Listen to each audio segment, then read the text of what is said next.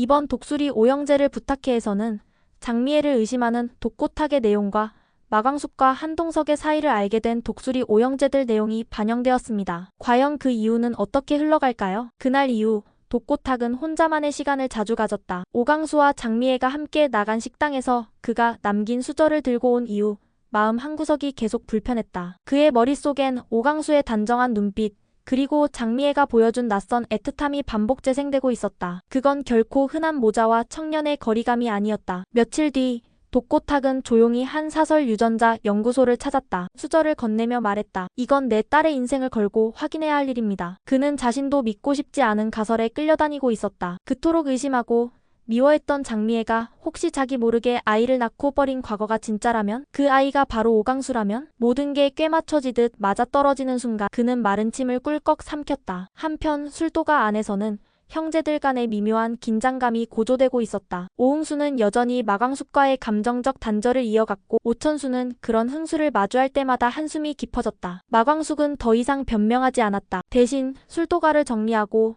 매장을 새롭게 단장하며 묵묵히 자신의 책임을 다했다. 한동석도 그런 그녀를 곁에서 묵묵히 도왔다. 내가 감히 형수 자리를 뺏으려는 건 아니에요. 한동석은 조용히 입을 열었다. 형님이 그립지 않은 사람은 없을 겁니다. 저도 오장수란 분 참 대단한 분이었다고 생각해요. 하지만 남겨진 사람들은 살아야 하지 않겠습니까? 그 말을 들은 오범수가 처음으로 입을 열었다. 형수 아니 광숙 누나는 우리 가족입니다. 그걸 의심한 적 없어요. 사람의 마음이 한 사람에게만 묶여야 한다면 그건 감옥이지 사랑이 아니에요. 그의 눈빛은 단단했다. 형들이 미쳐보지 못했던 누나의 헌신을 그는 누구보다 알고 있었다. 문미순의 집 밤늦은 시간. 세리는 편의점 야간 근무를 마치고 돌아와 조용히 누워있었다. 문득 휴대폰이 진동했다. 화면에는 범수 오빠라는 이름이 떠있었다. 잘 자고 있지? 세리는 잠시 망설이다가 답장을 보냈다. 응, 오빠도 잘 자요. 내일 점심 괜찮아요? 사랑은 여전히 그들 사이에 숨쉬고 있었다. 현실이 아무리 벅차도 서로를 위하는 마음만큼은 흔들리지 않았다. 세리는 스스로를 더 이상 부모의 그림자에 가두지 않기로 결심했다. 며칠 후 오강수는 우연히 장미애와 마주쳤다. 거리에서였다. 그녀는 손에 종이봉투를 들고 있었고 놀란 표정으로 그를 바라보았다. 어디 가세요? 그냥 필요한 게 있어서요. 어색한 정적이 흘렀다. 강수는 잠시 머뭇거리다 말했다. 예전에 말씀하셨죠. 저한테 미안하다고. 왜 그런 말씀을 하셨나요? 장미애는 고개를 숙였다. 강수씨 그 이야기는 아직 아니에요. 하지만 곧 말할게요. 내가 어떤 죄를 지었는지. 그녀의 말에 강수는 조용히 고개를 끄덕였지만 마음속 불안은 커져갔다. 며칠 뒤 독고탁의 손에 든 봉투 하나. 검은색 봉투 속엔 DNA 결과지가 들어있었다. 그는 서재문을 잠그고 조심스레 종이를 펼쳤다. 눈으로 활자를 따라 내려가던 그의 표정이 굳었다. 관계 성립 확률 99.998%. 그 순간 손에서 봉투가 미끄러졌고 의자는 바닥에 넘어졌다. 장미애 이 미친 여자. 그는 이마를 짚은 채 거칠게 숨을 몰아쉬었다. 분노인지 허탈함인지 스스로도 알 수 없었다. 세리를 품고 살던 세월 동안 그 아이의 절반은 이미 술도가에 있었던 셈이었다. 그리고 자신은 그걸 몰랐다. 그날 밤 장미애는 집 앞에서 누군가를 기다리고 있었다. 강수였다. 할 얘기가 있어요. 저도요. 이제 알고 싶어요. 진실을. 장미애는 조심스레 봉투 하나를 꺼냈다. 그 안엔 오래된 사진 한 장. 갓난아이를 안고 있는 젊은 장미애.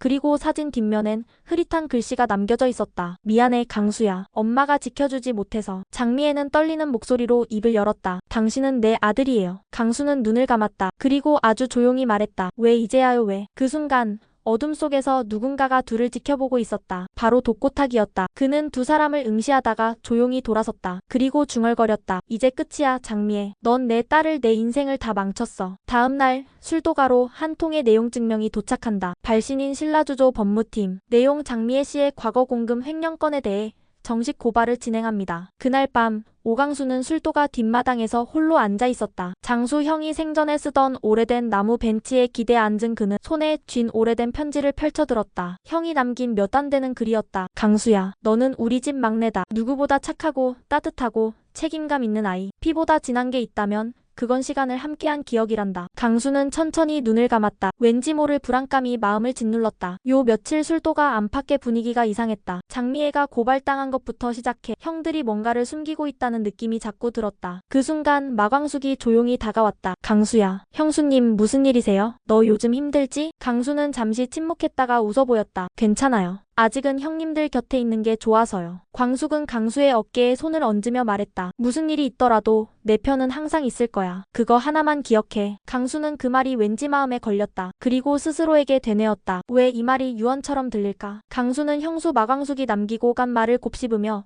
벤치에 앉아 있었다. 무슨 일이 있더라도 내 편은 항상 있을 거야. 그 말이 평소와는 다르게 마음에 무겁게 남았다. 그가 알지 못하는 무언가가 모두의 입에 맴도는 듯한 느낌이 들었다. 강수는 한숨을 쉬며 일어섰다. 그 순간 집안에서는 또 다른 긴장감이 감돌고 있었다. 독고타기 장미애를 형사고발한 것과 관련해 경찰서에서 연락이 온 것이다. 출석 요구서가 공식적으로 날아들었다. 장미애는 이를 손에 쥐고 망연자실한 표정으로 앉아 있었다. 결국 이렇게까지 가는구나. 타기 정말 이럴 줄 몰랐어. 그녀는 오랜 세월 그와 얽혔던 인생이 스쳐 지나가듯 떠올랐다. 공금 횡령은 둘이 공모했던 일. 하지만 법 앞에선 홀로 남겨진 기분이었다. 술도가 사람들은 조용히 그녀를 지켜보고 있었다. 마광숙이 조심스럽게 말했다. 경찰서에 같이 갈게요. 혼자 보내는 건 안 될 것 같아요. 오천수도 고개를 끄덕였다. 우리 식구잖아요. 어떤 일이 있어도 우린 책임질 거예요. 그 말에 장미애는 처음으로 눈물을 터뜨렸다. 그 눈물은 죄책감, 두려움,